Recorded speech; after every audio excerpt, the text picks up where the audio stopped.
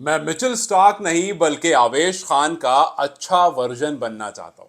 जब प्रेजेंटर ने आवेश खान से लास्ट ओवर के बारे में बात की कि भैया जब दिल्ली को 9 रन बचाने थे और सामने यही आरआर की टीम थी, तब मिचेल स्टार्क उनके पास थे, मिचेल स्टार्क आए थे, उन्होंने आखिरी ओवर में 9 रन बचाए थे। और आज जब इसी आरआर के सामने आप खड़े थे, आपको भी वही 9 रन डिफेंड करने थे, तो क्या आपको लगा कि आपके अंदर का मिचेल स्टार्क निकलने की जरूरत है? क्योंकि सैमन डोल ने कहा कि आवेश खान को अपने अंदर का मिचेल स्टार्क निकालना पड़ेगा, तब जाकर वो इस राजस्थान की टीम को, और इनफैक्ट यही तो थे, शिमरन हेटमायर और जुरेल ही खड़े थे दिल्ली के सामने भी, तो उन्होंने कहा कि भैया मुझे अच्छा आवेश खान बनना है, बस मुझे मिचेल स्टार्क नहीं बनना। और उन्होंने अच्छा आवेश खान की जो प्रेजेंटेशन थी वो हमें 18वें और 20वें ओवर में दे दी।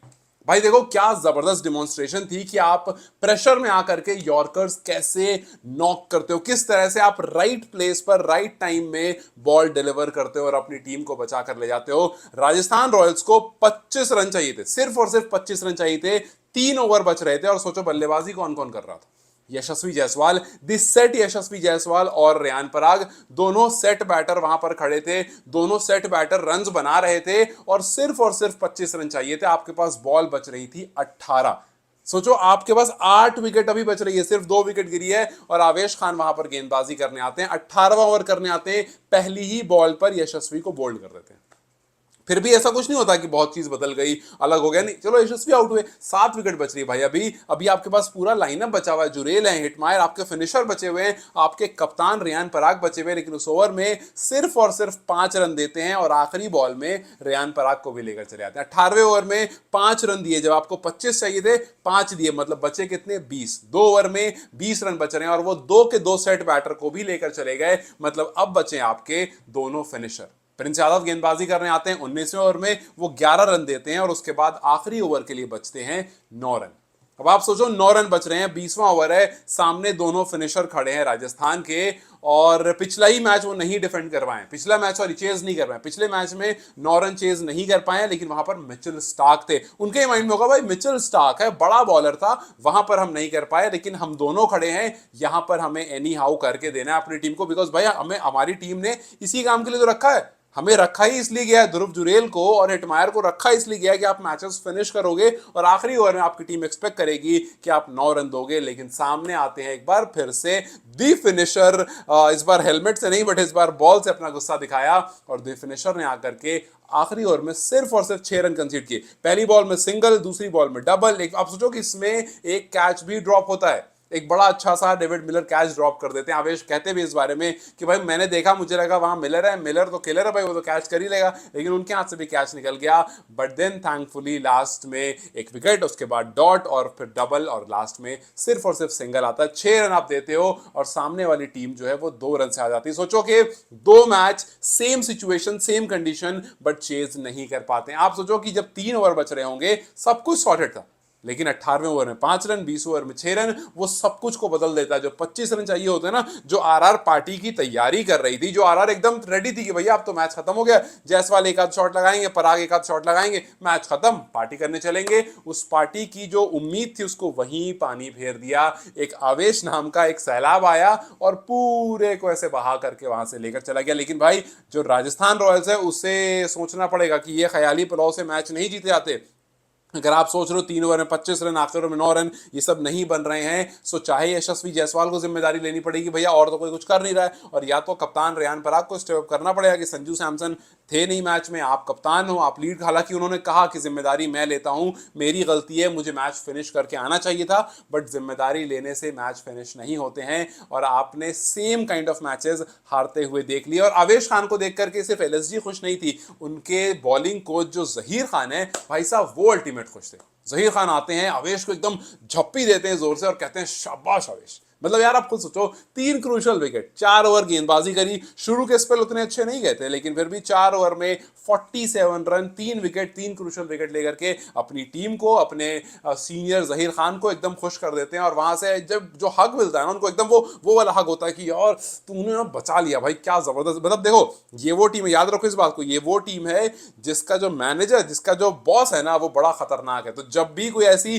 क्रूशल परफॉर्मेंस देता है, कोई ऐसी एकदम लास्ट पॉइंट पर आकर के मुंह से निवाला खींचने वाली परफॉर्मेंस देता है तो पूरी टीम कहती है कि भैया आपने तो बचा लिया, हमारा तो प्रोजेक्ट खराब हो गया था लेकिन आपने आकर बचा लिया, वरना बॉस जो है वो अंदर जाकर खूब डांट लगाता। और जाहिर सी बात है कप्तान ऋषभ पंत देख चुके हैं इस चीज को कि भैया जब बॉस गुस्सा होते हैं तो किस हद तक गुस्सा होते हैं। इसी वजह से लोग आवेश को थोड़ा ज्यादा भी गले लगा रहे थे, थोड़ा ज्यादा भी खुश हुए। इनफैक्ट खुद गोयनका जी आते हैं, आवेश का हाथ पकड़ते हैं और एकदम छोड़ते ही नहीं है कि भाई तू तू है, तू असली आदमी तू है, तू नहीं करा है जो करा है। आज लिटरली आपने गोयनका जी को उछलते हुए कूदते हुए देख लिया, मतलब इस तरह से हमने नहीं खुश होते हुए देखा था, बट आज कूद रहे थे, वो उछल रहे थे, बिकॉज लास्ट ओवर में 9 रन एलएसजी गोयनका वो उन्होंने मान लिया था कि यार ये मैचेस नहीं जीतते भाई, हम नहीं जीतेंगे।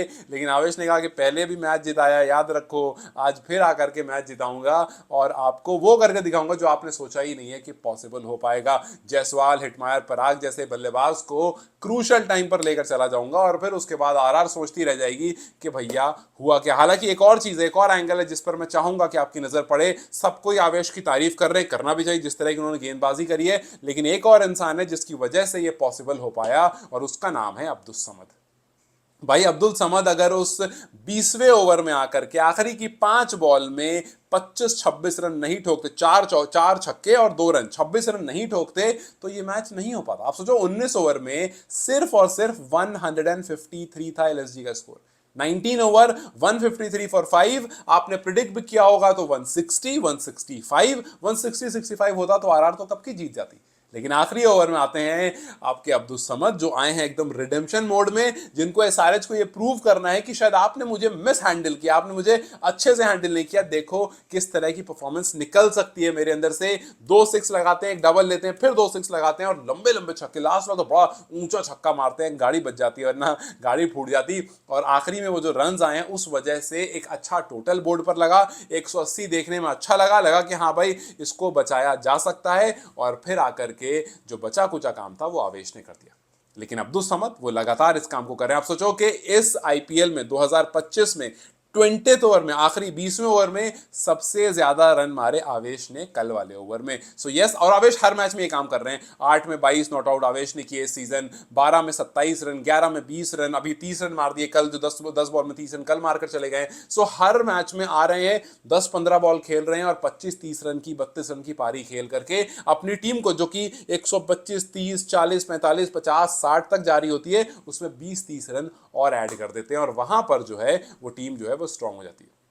सो यस, आवेश ने अच्छा किया, बट उनके साथ अब्दुल समद का जो रोल था उसको भी हमें नहीं भूलना चाहिए। और साथ में यार आयुष बड़ोनी ने अच्छा किया और आपको माकरम ने अच्छा किया, बिकॉज 58 पर 3 गिर चुके थे, मार्च नहीं चले थे और पूरन भी नहीं चले थे, वहां से मामला थोड़ा गड़बड़ा गया था। लेकिन आकर के माकरम और आयुष बड़ोनी की पार्टनरशिप जबरदस्त थी और आयुष और अब्दुल समद के लास्ट में 3 रन थे, पूरा सीन बना दिया। बचा कुचा काम जो लास्ट में बचा था वो करके चले गए आपके लॉर्ड आवेश खान। और अब एलएसजी जो है वो आ गई टॉप 4 में, चौथे पोजीशन में बैठी हुई है। आरसीबी जो है नीचे आ गई है। आरआर जो है पिछले 2 मैच लास्ट मोमेंट पर आकर हारने की वजह से 8th पोजीशन पर चली गई है, 4 कंसेक्यूटिव लॉस आ गई है। अब देखना यह है किस तरह से कमबैक होता है, क्या आरसीबी अपने घर पर जीतना शुरू करती है, क्या आरआर इन 4 कंसेक्यूटिव लॉस के बाद कमबैक करती है, या अब जो नीचे वाले हैं वो नीचे ही रहेंगे, जो ऊपर वाले हैं वो बस अपने टॉप 2 की लड़ाई करेंगे, भैया टॉप 2 में मुझे रहना है, मुझे एक्स्ट्रा मैचेस नहीं खेलने। खैर, how do you see these performances Lord आवेश खान के लिए आपको क्या कहना है कमेंट सेक्शन में जरूर बताएं। Till then, you guys take care.